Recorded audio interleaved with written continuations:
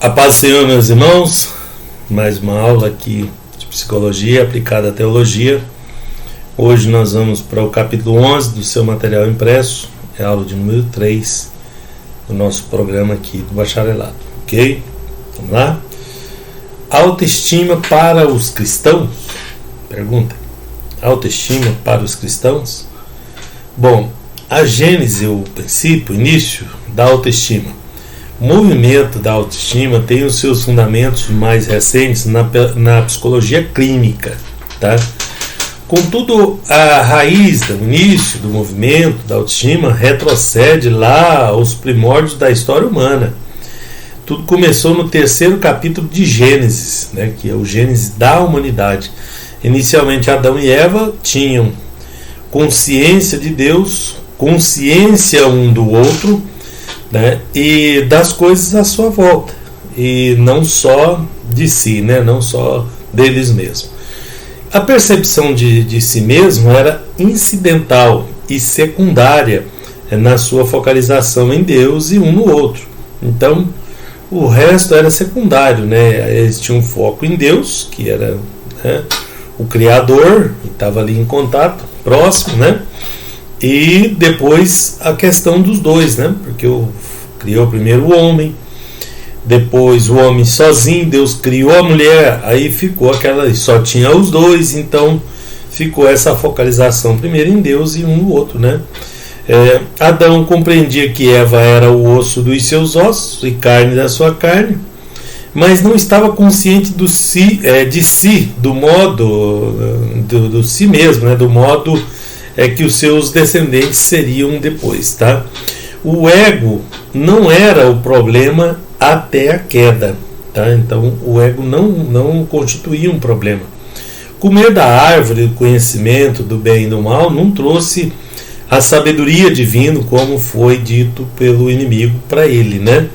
Resultou sim em culpa, medo, na separação de Deus, e aí a autoestima começou, né?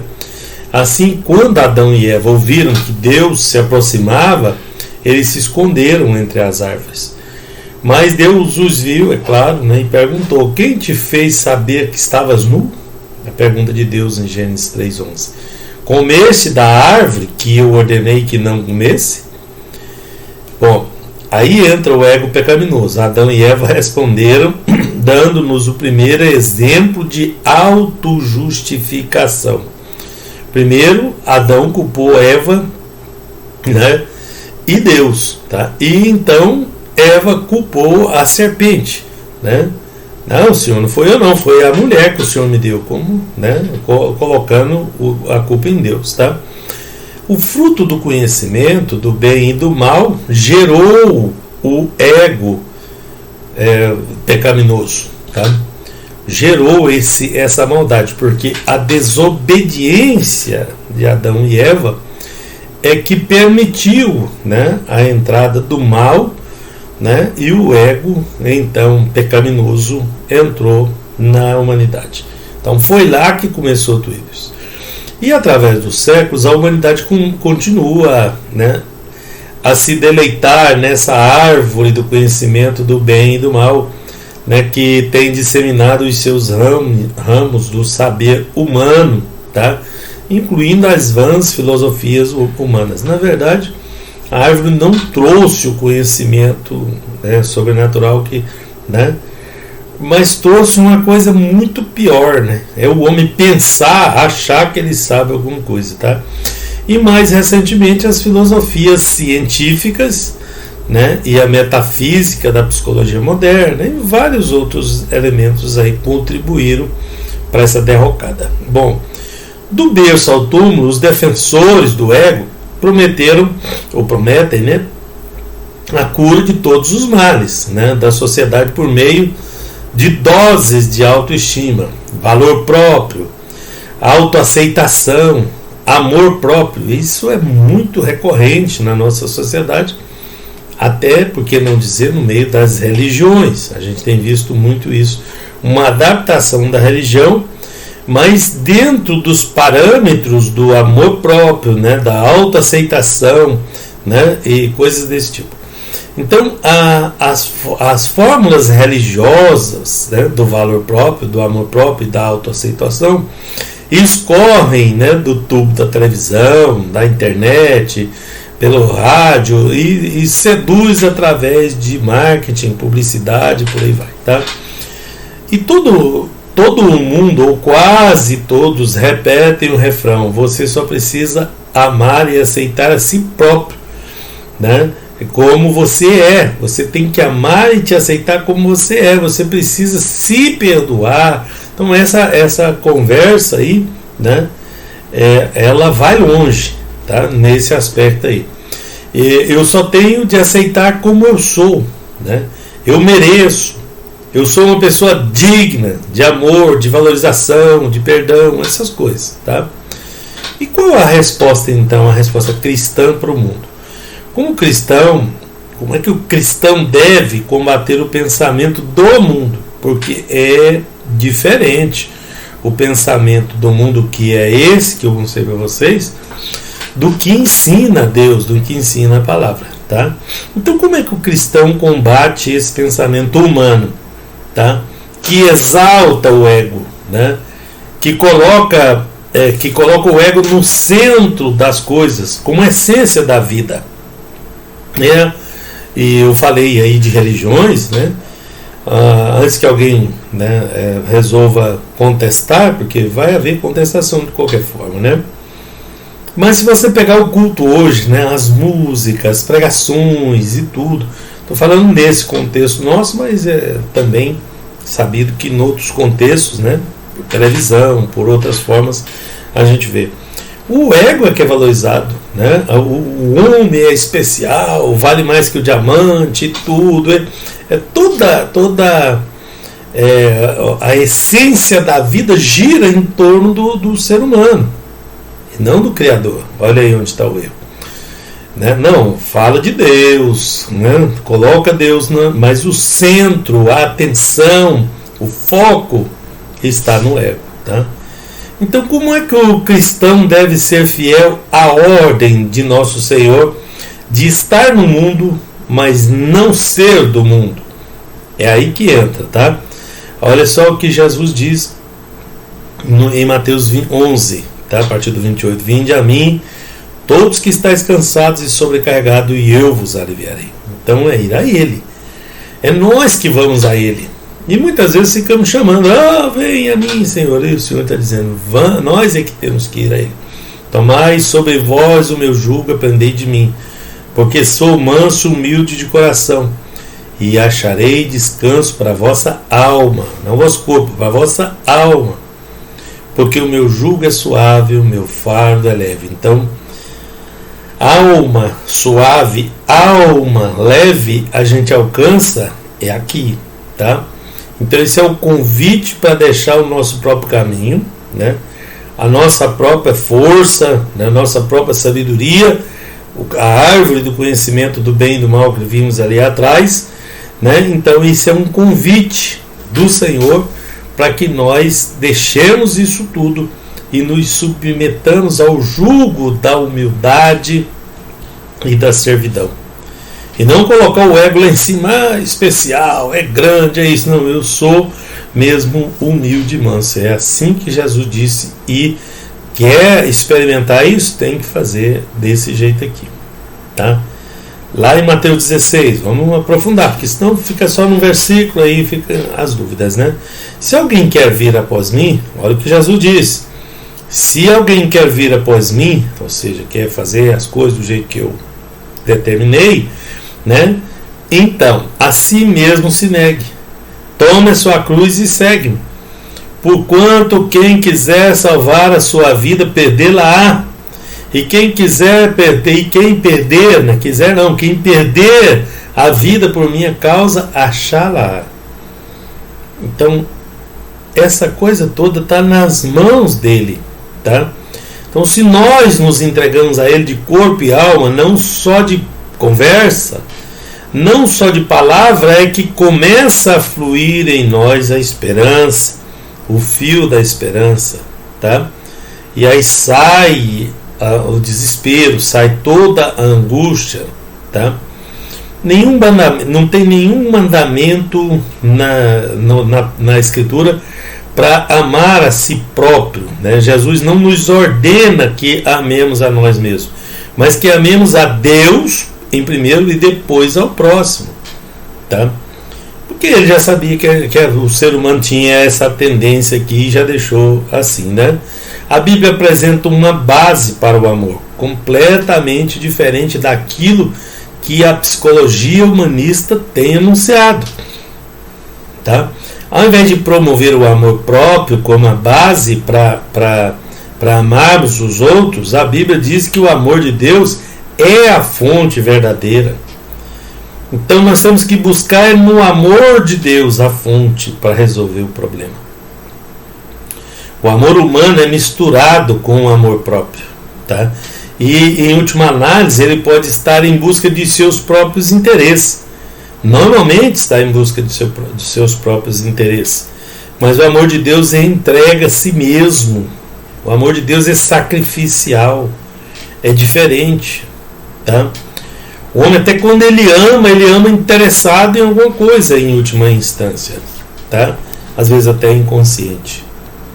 Bom, por quê? Porque o mundo ensina isso, a psicologia humana traz isso, tá? Apesar da Bíblia não ensinar o amor próprio, né, a autoestima, né, a tal da autoestima, o valor próprio ou autorrealização como virtude, né, recursos ou objetivo, um grande número de cristãos de hoje tem sido enganado pelos ensinos pró-ego, tá, da psicologia humanista. Está cheio deles aí, nas redes sociais, né, e nas igrejas e por aí. Eu mesmo já vi vários, né? Ao invés de resistir à sedução do mundo, eles se submetem à cultura mundana. Não somente eles não resistem à gigantesca onda do egocentrismo, tá? Essa onda do egocentrismo tá esmagando o ser humano, tá? E como estão cheios, né? Que estão na crista da onda da autoestima, da autoaceitação, do amor próprio, tá? E isso é que é trabalhado normalmente, não o amor de Deus, mas o amor próprio, tá? Então é um desvio aqui, através de slogans, bordões, textos bíblicos usados, deturpados, fora de contexto. Muitos crentes professos seguem a onda da psicologia humanista, claro, tá? E estabelece o seu próprio sistema motivacional. O que motiva o homem? Qual é a sua motivação? Ela vem dali, da autoestima, do amor próprio, da autoaceitação. Então essas três coisas aí, pensa nisso, tá? E pensa na palavra de Deus. Desse modo, qualquer crítica contra ensinamentos do valor próprio, né, do amor próprio e da autoestima é considerado por isso mesmo como prova de que a gente deseja que as pessoas sejam infelizes. Qualquer tentativa de falar o que eu estou falando aqui, né, a pessoa vai ser taxado de não querer o bem do outro, de querer que o outro sofra, porque não quer que ele, né, se valorize, não quer que, né, que a autoestima dele fique lá em cima e toda essa coisa aí, tá? Não é não querer isso nem é o objetivo, né? A fonte é outro lugar. Então a gente tem outra fonte que nos traz, né, que nos faz entender, que nos dá o entendimento para que nós não precisemos beber dessa fonte aí, tá? Então, se alguém na igreja não apoia completamente a teologia da autoestima, né, ele é acusado de promover uma teologia desprezível, tá? Por si só. Então, para isso, vamos para o amor bíblico, tá? Jesus convida os seus para um relacionamento de amor com ele, né? E de um para com o outro. Primeiro com ele, né? Eu sempre ensino o amor com um exemplo físico da cruz, né? Você tem uma haste vertical enorme, né, na cruz, e tem uma outra haste horizontal menor, tá? Onde Jesus foi crucificado. E ali está uma representação gráfica desse amor. Então, Primeiro é o amor de Deus, é nosso relacionamento com Deus. A haste maior aponta para Deus, né? Aponta para o amor de Deus. E a menor para o próximo, para o nosso relacionamento entre nós aqui, que é menor, em segunda instância. A primeira é o amor de Deus. Então, amar o próximo, né? Amar a Deus sobre todas as coisas e o próximo como a ti mesmo, isso é a fonte real, a fonte desejável, a fonte que vai dar certo. Porque a outra é paliativo, hoje ela dá certo, mas a pessoa fica, daqui a pouco já desanda de novo, tá? Então é possível que a pessoa tenha algum conforto, algum auxílio buscando de outra forma, mas a fonte do amor é aqui, tá? Na palavra de Deus, buscando o amor bíblico, é que nós vamos encontrar o verdadeiro alento. O amor vem de seu amor por eles, seu do Senhor, tá? Assim, o amor deles de um para o outro não vem do amor próprio, de dentro de não amar-se a si mesmo, e nem da autoestima, né? Tampouco aumenta a autoestima, tá? A ênfase está na comunhão uns com os outros, na frutificação, tá? A autoestima quer colocar a pessoa lá em cima, ele normalmente quer ficar igual aos outros, quer ficar maior que os outros, é uma competição isso, na verdade, tá? E quando encontra o amor de Deus, ele não está nem aí para as outras coisas, a gente vai, né, no amor, tá?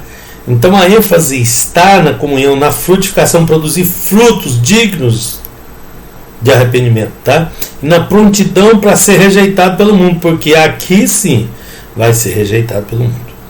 Se alguém se amoldar ao mundo, né, e começar a trabalhar nessa outra nuance psicológica, né, do amor próprio, da autoestima, né, ele vai andar até certo ponto, né, e não vai ser rejeitado pelo mundo, mas aqui sim ele vai ser rejeitado pelo mundo, tá?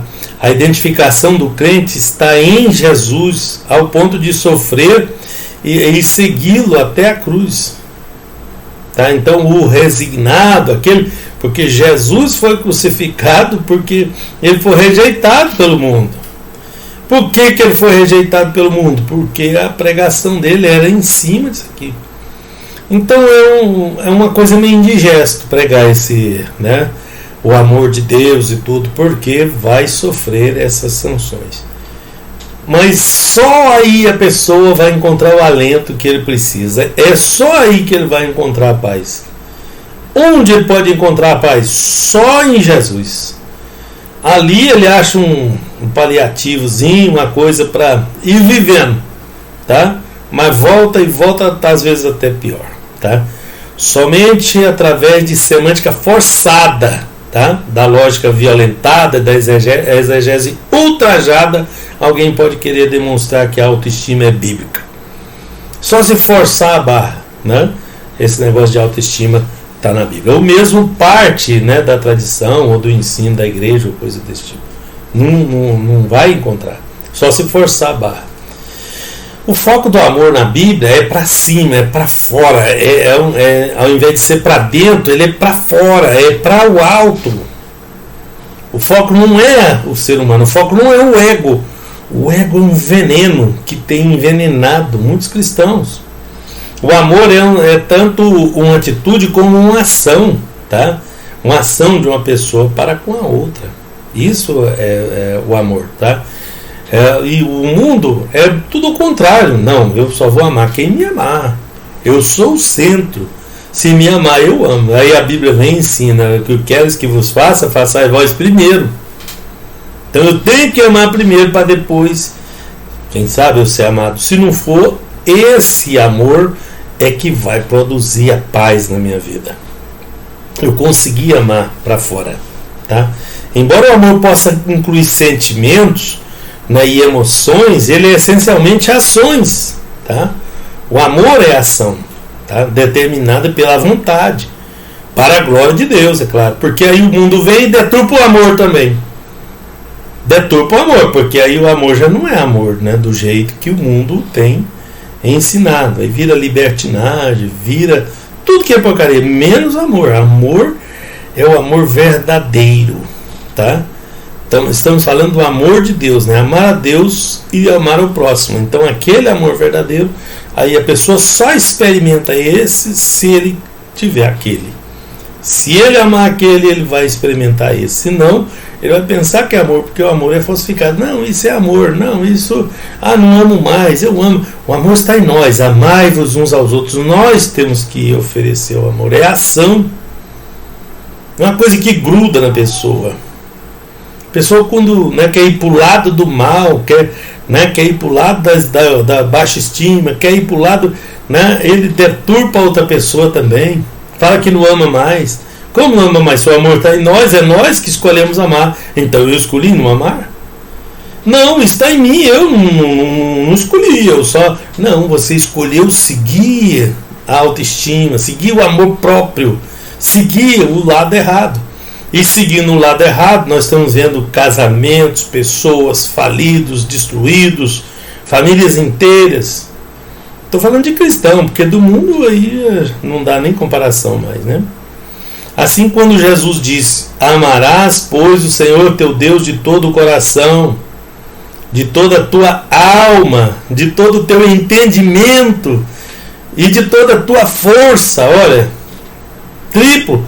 Ele quis explicar que todo o nosso ser deve estar comprometido para amar. Portanto, para agradar a Deus, amar para o alto. Porque se eu amar a Deus, automaticamente eu vou amar o próximo, o meu irmão. Porque Deus é amor.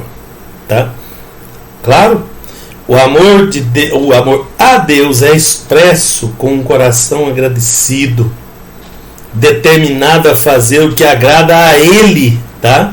E de acordo com o que está revelado na Bíblia. E quando ele vai amar o seu irmão, ele faz do mesmo jeito, ele faz todo o esforço para que a pessoa seja amado. É um amor de ação, de entrega, não para receber. Se eu perceber que o centro sou eu, tem alguma coisa errada, eu estou andando no caminho de errado.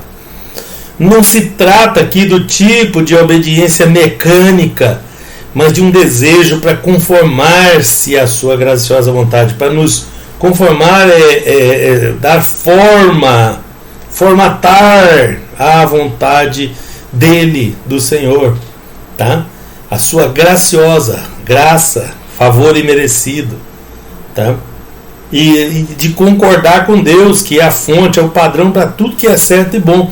Então, tem uma regrinha para descobrir quando o ego está exacerbado. É só quando começa a discordar, discordo disso, discordo daquilo, né? Se desde o começo já discordou de uma meia dúzia aqui, é sinal, né, de que a concordância está vindo do lado errado, não de Deus, tá? Porque quando nos conformamos, né, à vontade de Deus, né, nós concordamos que Deus é a fonte, que Deus é o padrão para tudo, tá? Tudo que é certo, tudo que é bom vem de Deus, tá? A segunda ordem é uma extensão ou uma expressão da primeira. Amarás o teu próximo como a ti mesmo.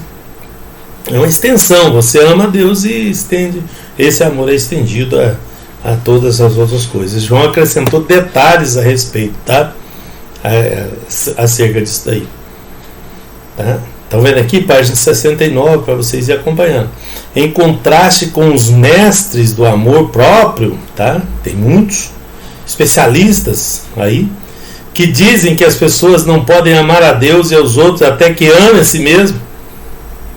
Já ouviu essa asneira sendo falada? Não, a pessoa não pode amar a Deus e nem o próximo até que ele ame a si mesmo. Primeiro ele tem que amar a ele. Tá difícil até fazer aconselhamento hoje em dia, né? Você vai, não, mas é aqui, tá? João diz que o amor começa em Deus. Ele é o início, ele é a raiz, ele é a fonte. E dali se estende, tá? Nós amamos por quê? Porque ele nos amou primeiro. Nós só conseguimos amar se ele nos amou primeiro. Porque o João afirma que nós amamos porque ele nos amou primeiro. Quer dizer que se ele não nos amou primeiro, nós não amaríamos. 1 João, capítulo 4. Olha lá. Ora, temos da parte dele, de Deus, deste mandamento, que aquele que ama a Deus, ame também o seu irmão. Que isso, mandamento? Tá mandando. Nem precisava desse mandamento, né? Era só para desmascarar a pessoa do egocêntrico, né? Porque é automático. A pessoa que ama Deus, ele começa a amar a natureza, começa a amar o próximo, ama tudo que está em volta, porque a criação de Deus está em volta dele para toda parte. A Bíblia inteira está apoiada nesse relacionamento, tá? Porque após responder ao fariseu, tá, afirmando que o grande mandamento é amar a Deus e o segundo é amar o próximo como a si mesmo, Jesus acrescentou: desses dois mandamentos dependem toda a lei e os profetas. Depende toda a Bíblia, tá? Depende desses dois mandamentos. Aí. Durante séculos foram escritos livros sobre amar a Deus e uns aos outros. Contudo, atualmente, cada vez mais a igreja está sendo inundada por literatura ensinando como amar-nos melhor, tá? Nos estimar mais, né? Aceitar como somos, desenvolver o nosso próprio valor pessoal, nosso ego. Quanto mais a gente tratar desse gigante que está dentro de nós, que é o ego, mais ele vai se fortalecer e ele pode nos engolir ali na frente, porque ele é voraz para se alimentar. Bom, vamos para o 12 então. O risco de acreditar que mentira é normal. Outro grande problema. A mentira é tão comum entre as pessoas que corremos o risco de achá-la normal. Até corre um jargãozinho aí, né? A mentirinha do gasto, né? A mentirinha santa. Já ouviu esses jargões? Conhecemos mentiras que machucam, mentiras engraçadas, mentiras que difamam, né? Piadas que são mentiras, muito engraçadas, mentiras históricas, mentiras que traem, tá? Mentiras que são capazes de mexer com a economia de um país, inclusive. Tá? Mentiras que causam guerra, mentira que destrói amores, que destrói sentimentos, né? Que traz um turbilhão de destruição. Sempre vai ter uma destruição por trás de uma mentira. E sempre vai ter que ter uma mentira para sustentar a outra. Tá? Porque um abismo puxa o outro. Quem disser que nunca mentiu, com certeza essa é a primeira. Está mentindo. E não apenas os especialistas que dizem, tá? A palavra de Deus confirma essa verdade na carta de João. Se dissermos que não temos cometido pecado, fazemos-o mentiroso e a sua palavra não está em nós. 1 João 1,10. Tá vendo? Então, faz parte do ser humano. Não é certo, mas o ser humano utiliza-se desse artifício. E aí o erro é a gente achar que isso é normal, que isso vai acontecer fatalmente, então isso é normal. Isso não é normal. Não estamos falando necessariamente de grandes farsas, mas na mentirinha, né? Ou se referir a omissões, né? Que permeiam a vivência social, que às vezes ameaçam muitas coisas. Muitas vezes a mentira funciona para preservar a privacidade, vínculos afetivos, evitar constrangimento, não ferir sentimentos, fugir de um castigo, escapar de uma situação embaraçosa, evitar pagar mais, evitar prejuízo financeiro, e por aí vai, tá? E a mentira tem sido usada como artifício, tá? E muita gente tem se aproveitado desse artifício. Que precisa ficar claro para nós que isso não é o certo, tá? Não é justificável, não é maquiavélico, onde os fins justificam os meios, tá? Muitas das mentiras são justificadas assim, tá? Não, ela foi dita, mas para evitar um mal maior, era para a pessoa não morrer, era para ele não dar um infarto e morrer. Nesses casos, a sociedade tolera e até recebe bem a troca da franqueza por uma meia-verdade. Se a pessoa for franco e assumir, a sociedade tolera a mentira dele, aceita. Daí eu pergunto, Deus aceita meias verdades? Deus aceita meias verdades? Eu pergunto. A palavra de Deus não aceita meias verdades. Para Deus é sim, sim, não, não. Porque o que passa disso procede do maligno. Qualquer coisa fora disso é do maligno. Então, pecar, não, se pecar, pecou, mentiu, pecou. Pecou, então tem que consertar com Deus, né? Não é certo, não dá para justificar. Não, eu menti, mas isso, menti, mas é porque, né? Às vezes até dentro de um contexto que parece bom, que parece normal, a mentira procede do maligno. Não se esqueça disso. Não pode ser usada como artifício e como justificativa. A Bíblia não esconde nem omite os erros e as mentiras dos seus heróis da fé. Eu mesmo fiquei decepcionado com a Bíblia a primeira vez que eu li, porque tinha coisa que eu falava, gente, não precisava ter contado essa história, pois conta. A Bíblia não alisa ninguém, né? Homens temente a Deus, né, cometeram pecado, mentiram, fizeram coisa errada e a Bíblia expôs. Alguns deles usaram o recurso da mentira para realizar seus próprios desejos. Aquele gigante do ego que eu falei ali no capítulo anterior, tá? Ele é especialista em usar a mentira para ele crescer, tá? Outros para benefício próprio, por medo, por falta de fé, uma série de coisas, tá? Mas aí ela entra como uma opção, vamos dizer assim. A Bíblia relata todas as verdades e também as mentiras ditas, né, e não esconde as consequências disso, né, que essas mentiras provocaram, tá, em muitos pontos da Bíblia. Podia passar o resto dessa aula aqui, a aula seguinte, só mostrando para vocês onde mentiu e quais foram as consequências na Bíblia. Então, apesar de terem se arrependido, sido perdoados, esses personagens, grandes homens e mulheres, sofreram o dano dessa mentira, tá? Espiritualmente, psicologicamente, socialmente, todo tipo de dano, tá? Isso aí que nós estamos falando é dano na alma, tá vendo? E é na alma que dói mais. Deus nunca escondeu da humanidade as mentiras e manipulações feitas por seus servos. É servo de Deus, mas mentiu e teve consequência. Mesmo o rei Davi, conhecido como o homem segundo o coração de Deus, proferiu enganos e mentiras para conquistar a mulher Batseba, tá? Então aí estava um personagem que, né, foi um dos motivos de eu ter me decepcionado na primeira leitura que eu fiz. Depois que eu fui entender, né? Após as armações decorrentes por Davi, né, as suas mentiras, né, foi marcada por grandes feitos, né, a vida dele, o grande amor e adoração a Deus, né, foi marcada também por tragédias. Uma lista de tragédias estão no currículo do rei Davi.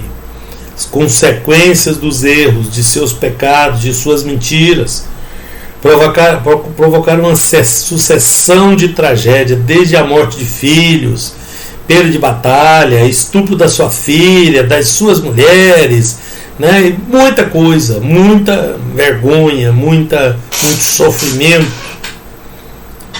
por causa das mentiras, dos pecados dele, tá? A mentira é sempre mentira e cedo ou tarde vai haver consequência. E procede do maligno, sempre procede do maligno. Não, mas Deus me deu uma estratégia aqui, eu dei uma mentidazinha, né? Não veio de Deus, veio de outro lugar. Investiga que isso veio de outro lugar.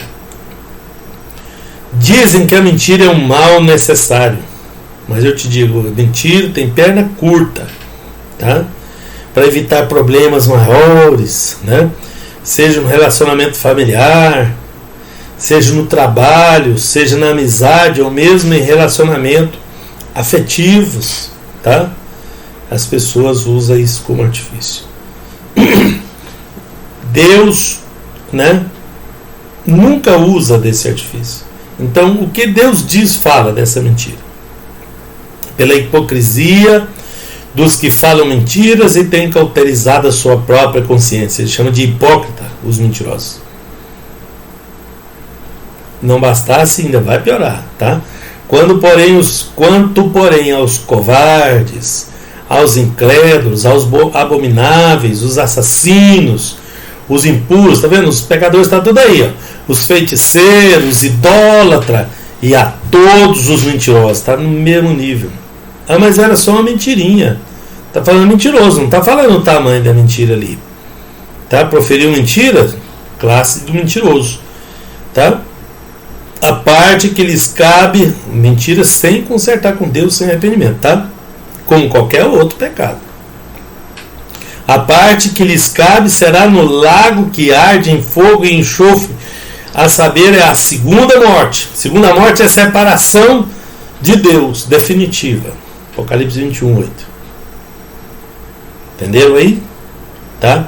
Qualquer que seja o fim que se destina às mentirinhas, há prejuízos sociais, comportamentais, prejuízo físico, psicológico, espirituais. Cuidado com a mentira. Cuidado com essa praga. Cuidado com o ego. Cuidado com a mentira. Tá? Isso vai envolver no ser humano. Tá vendo que a gente pegou os pontos principais? Bora lá no 13? Procura da verdade no processo terapêutico. Processo de cura. Um dos grandes objetivos do Evangelho é o tratamento integral do indivíduo, ou seja, físico, emocional, psicológico, espiritual. O homem é corpo, alma e espírito. Então, a cura integral é curar os três lados. Tá? Nossa bandeira é a busca pela verdade em ambos os sentidos. Tá? Sentido psicológico e sentido espiritual. Espírito, alma e corpo. A verdade liberta em todos os sentidos. A verdade de Cristo nos liberta. Conhecereis a verdade e a verdade vos libertará. Então a libertação está em Cristo. Tanto do primeiro quanto do segundo caso aí para trás. Do verso do capítulo 11 ou do 12. Tá? Depois disse, pois, Jesus aos judeus que havia crido nele. Disse aos judeus que havia crido nele. Os que não creram, está fora disso, né? Se vós permanecerem na minha palavra, sois verdadeiramente meus discípulos, e conhecereis a verdade, e a verdade vos libertará. É essa liberdade que liberta, não é a mentira. A mentira temos que combater, temos que trabalhar isso em nós, porque somos treinados, né? Conheço gente que é especialista em mentir. O serviço principal dele, mentir. Profissão dele está escrito na carteirinha, mentiroso. Às vezes a profissão é outra, mas a especialidade é mentira. É em mentira, tá? Tem várias profissões, não fica julgando aí, essa, é aquela. Tem várias profissões que os especialistas em mentira acampam, tá? Responderam-lhe, né? Continuando lá o versículo: somos descendentes de Abraão, jamais fomos escravos de alguém. Como dizes tu, sereis livres, né? Ele falou que a verdade vos libertará. Lembra lá atrás? No outro lado? Conhecereis a verdade vos libertará. Aí responderam eles: nós somos descendentes de Abraão, jamais fomos escravos de ninguém. Como é que vem, né? Tu dizes sereis livres? Aí Jesus responde para eles: em verdade vos digo, todo que comete pecado é escravo do pecado. Agora doeu, né? Pois é, a pessoa que comete pecado, que vive justificando pecado, é pecadinho, gente. Não estou falando de macro pecado, não, é de micro pequeno.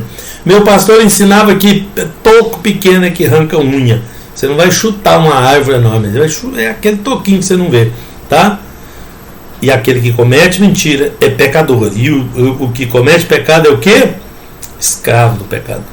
Ele fica escravo dele. Eu falei para você no início, uma mentira precisa da outra, que precisa da outra para sustentar aquela. O escravo não fica para sempre na casa, o filho sim, esse fica para sempre. Se pois o filho vos libertar, verdadeiramente sereis livres. Porque tem gente que está meio livre, mas ainda tem a mentirinha ali, tem uma coisinha, tem outra que precisa ser livre. Mas se o filho vos libertar, se buscar no filho, né? Se agarrar ao filho, verdadeiramente sereis livres. Mas joga essa porcaria fora, porque senão nunca vai conseguir se aproximar de Jesus segurando essas tranqueiras, né? Nesse texto de João 8, né? João capítulo 8 é ouro, né? 8 do 30 para frente. Nesse texto, Jesus estava falando da liberdade espiritual pela aceitação da verdade em Cristo, do verdadeiro Deus. Não está falando de aceitar a si mesmo, aceitar a si como é, né? Não é nada disso. Está falando de aceitar Cristo, a verdade no Senhor, a verdade que liberta. No entanto, se fizermos uma analogia com o lado psicológico do ser humano, podemos dizer que o ser humano é escravo de sua mentira criada internamente. Que isso? Sim, a pessoa cria a mentira dentro dele, né? O processo terapêutico, se bem conduzido, vai levar o indivíduo a se libertar dessas mentirinhas pelo reconhecimento da verdade, tá? Os porquês de seus atos antissociais estão já, né, como já falamos, ligados aos seus mais íntimos, secretos desejos, os quais só Deus tem acesso. Só Deus tem acesso. Então, ele vai se livrar disso, se livrando primeiro da mentirinha. E tem uma coisa que a pessoa zela, é da tal da mentirinha, né? Contesta na hora e justifica e fala o porquê, e tem uma história bonita, uma história boa. Você conversar com o mentiroso, você sai de lá chorando, ainda dá uma ofertinha para ele ainda, tá? Às vezes a própria pessoa desconhece essas razões que são íntimas, não conseguem vê-las, tá? Elas estão escondidas, né, bem como, né, os motivos reais, os motivos que fizeram isso, né? Porque ela mente, e assim ela sofre por não reconhecê-las. Ela mente para as pessoas, mente para si mesma, tá? Meus irmãos, é na busca da verdade que o paciente entra no processo de cura, tá?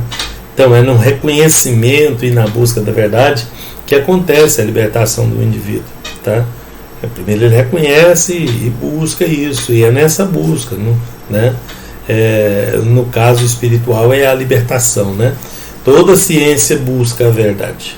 A verdade é uma incógnita, né? A psicanálise é a única por acreditar, né, por acreditar que a busca da verdade é em si um processo terapêutico, tá? A Melanie Klein, né, a psicanalista, escreveu isso daí.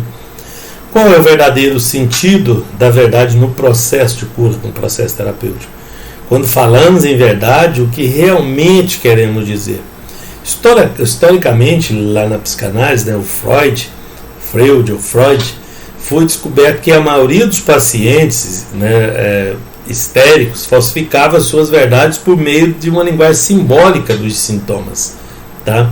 Então ele falsificava tudo ali. A preocupação maior dos psicólogos com a mentira é que a pessoa em questão incorpora a mentira, tá, em sua personalidade, e passa ele mesmo a acreditar que é verdade. E para ele ser convincente, ele tem que começar a acreditar nessa mentira. Tem uma máxima antiga, né, que a repetição da mentira, né, torna ela verdade para aquela pessoa. Repete tantas vezes para ele que aquela mentira vira verdade para ele passa a acreditar, tá? Isso também acontece na área clínica. Já foi feita pesquisa, teste sobre isso daí, tá? É assim mesmo que acontece. Então, isso também acontece na área clínica, né? Vários autores destacam a falsificação mentirosa como parte da operação. Então, no tratamento, o primeiro problema que a pessoa vai ter é com a mentira. Primeiro, o terapeuta vai ter com a mentira, tá? Aí a parte, né, da operação vai ser para desmistificar aquilo ali, né? Então, buscar, né, a busca para ele para escapar de emoções difíceis, em vez de enfrentar e tal, para reprimir aquilo tudo, né? E com isso ele mascara isso tudo com umas inverdades. Consequentemente, isso afeta a função ou ato do pensamento, tá? Devemos entender que isso ocorre no plano inconsciente, né? Por isso configura uma falsificação da verdade. Ele faz isso às vezes inconscientemente, tá? Diferente do conceito de mentira, porque na mentira predomina uma deliberação consciente. A pessoa mente, né, conscientemente ou pré-consciente, tá? Porém, o paciente, quando chega ao consultório com diversos problemas emocionais, ele usa e abusa de mecanismos de defesa que ele tem acesso para se proteger. Então primeiro tem que desfazer esses nós para depois chegar na raiz do problema. Muitas das mentiras que podem estar contando, né, por exemplo, podem ser vistas por ele como verdade. Ele mesmo acredita naquelas mentiras que ele contou. E quando essa mentira é desmascarada no processo de cura, no processo terapêutico, em consulta ou aconselhamento, gera ainda mais conflitos. Então é um processo complexo, né, para desfazer esse nó aí.